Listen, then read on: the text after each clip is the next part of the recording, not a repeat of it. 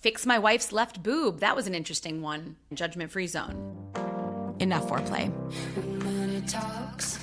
Welcome to the F Word.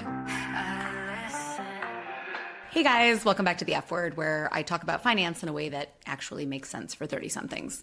We're kicking off a new series today where I'm flipping the script and answering your questions. The first one, it's the most common thing I get asked by friends, clients, people in my DMs.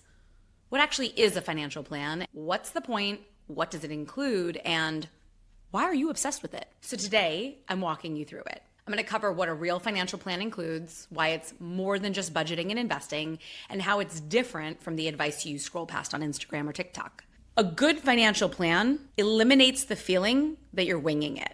It's about you designing your life and setting yourself up with the right decisions so you can do the things that you care about, the things that you want to do. You've articulated what you care about, and a good financial plan will tell you exactly how to get it. It's not the easiest exercise, but it's a very valuable exercise because once you get a sense of what you want to accomplish in life, your financial decisions become so much easier. It's really hard to know where to put your money, how much to invest, how much to save, what to budget for what. Without a clear goal, it's very difficult to know how much you can afford, what lifestyle you can actually afford.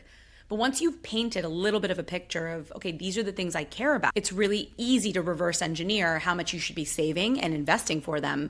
And that actually allows you to back into what your lifestyle can look like today. Your standard financial plan includes an evaluation of what you've done today and course correction information. So like, instead of doing what you're doing, you should do this instead, whether it comes to saving or budgeting or debt pay down or investing. A good financial plan should give you clear directions and how those directions will impact your ability to achieve the things that you care about. So asset allocation, not to get into the jargon, but like how you should be invested, how you should be tackling your debt. Should you pay off your student loans first, then start saving for retirement? Should you do both at the same time? What's a good budget for you? A financial plan forces you to articulate what you truly care about. To give you an example of some of the goals, like I think the word financial plan can feel very heavy and very like, okay, retirement, buying a home, having a family, which is certainly things that a financial plan can help you accomplish. But we've had some really quirky, cool, fun, interesting goals people have put into their financial plans, and I'll tell you a few of my favorites. So we had a client recently who did a blowout 40th birthday. She invited 45 of her friends to fly in for her birthday and did a Vegas theme. We have clients planning to go to the 2028 Olympics. We have clients planning to buy a vineyard in Italy when they retire. Oh, another one was season tickets to their favorite sports team. I think it was the Braves. We have the Toto toilet. That was in a stash plan. International vacation every 2 years. 10th vow renewal wedding extravaganza. Vintage watch. Nice handbag, World Cup tickets until they die. Fix my wife's left boob, judgment-free zone. Oh, mommy makeover after she has her third kid. She hasn't even had a kid yet. Clients are wild and they're planning accordingly. Hopefully this inspires you to think a little outside the box. A financial plan can be anything that you want to accomplish. And for couples, allows you to talk about what you care about and maybe priorities around those things that you care about. So one of the biggest things that comes up is the saver married to the spender. And the saver can never understand why the spender spends so much. Why are you wasting our money? Until you've sat down and talked about, like, what do we want to accomplish as a couple? Do we want to buy a home? Do we want to start a family? Do we want to change our jobs? Do we want to go back to school? It's really difficult to care about saving your money. And so oftentimes, simply sitting down and building a financial plan together forces you to articulate your goals to one another. And we see much better accountability to saving and spending once you both know what's at stake. Okay, I'm not going to spend money the way I used to because we both want to have enough to have a down payment in 3 years. All of a sudden, the saving that you were worried about your partner doing disappears because now you both have a joint target that you're working towards. Without a financial plan, can you still do those things? Of course, absolutely. But one of the biggest benefits of a financial plan and one of the biggest reasons we advocate for a financial plan is because it allows you the time and the space to really think about, and it's not easy, but to really think about what you actually care about, you and your partner.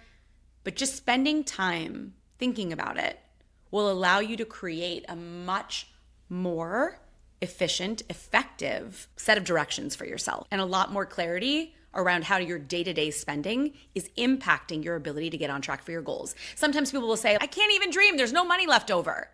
Like, why even put a plan together? There's like no money. I promise you, when you put a financial plan together, you'll find the money. A good financial plan eliminates the guesswork, right? You should no longer have to feel like you're winging it. You should feel like I have clear direction. I know exactly what I need to do. And if I do these things, I'm going to be on track for the things I care about. The most underrated part of a financial plan is the reinforcement that you might already be doing some things right. One of my favorite things is when we tell people, yes, that's great, keep doing that. A lot of times I find that when people are on the right track, they simply don't believe in themselves because they're not an expert. They don't have a finance degree. They didn't go to school for this. So I think one of the most underrated parts of a financial plan is that second set of eyes simply saying to you, yeah, you're good. On that part, don't change a thing.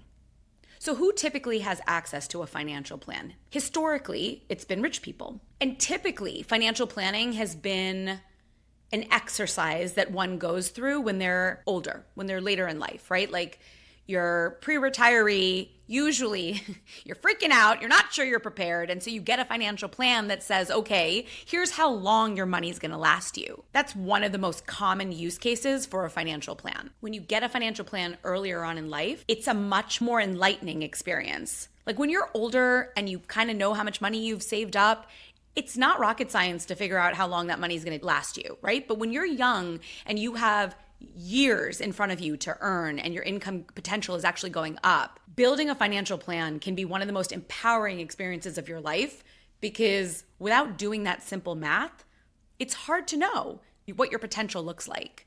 And so it's a little bit of bullshit that most financial planning is made available to really, really rich people or people who are pre-retirees, even if they're not super rich, because the best time to create a financial plan is actually when you're in your 30s and you have your entire life in front of you. You haven't made a bunch of mistakes, probably, and you have time on your side. Can you start investing without a financial plan? The answer is yes, absolutely, you can.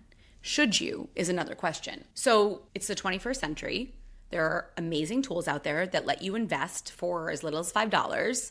You can start making your money work harder for you. In fact, you likely already are investing without a financial plan in place. Most people are investing into their employer retirement plan, maybe a 401k, maybe a 403b. Similarly, when you go through a financial plan, you will articulate other goals, likely more fun goals that you want to accomplish before retirement.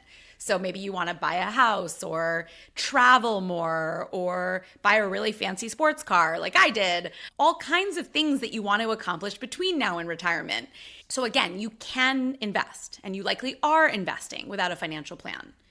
But the point is you're investing with a very specific goal in mind, and a financial plan forces you to articulate your other goals so your investing strategy can be more targeted towards the things that are important to you. What I love about financial planning when you're in your 30s is that it's very rare we have to tell a client like, no, that's off the table. You can't do that.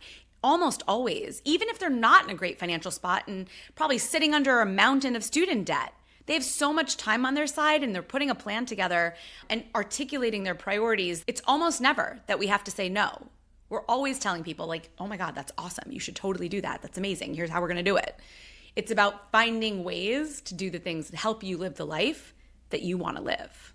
All right, that's all for today. Hope this gave you some clarity around what a plan actually looks like, why it matters, and how much easier your financial life can feel when everything's working together. If this episode made you go, ooh, that's what I've been missing, maybe that's your sign.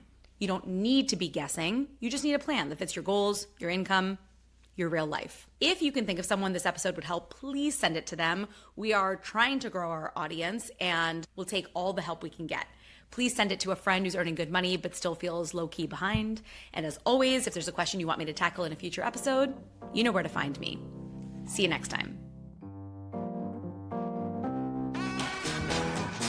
Thanks for listening to The F Word with Priya Malani. If you like what you heard, hit subscribe wherever you're listening and leave us a review while you're at it. We're approval junkies. Don't forget, you can find a ton of great resources, content, courses, and other freebies at stashwealth.com. Now, for the capital S stuff our lawyers want us to say. StashWealth is a registered investment advisor. Content presented is for informational and educational purposes only and is not intended to make an offer or solicitation for any specific securities, product, service, or strategy. Consult with a qualified investment advisor, that's us, before implementing any strategy. Investing involves risk, including the loss of principal. Past performance does not guarantee future results. There, we said it. Did I have that up?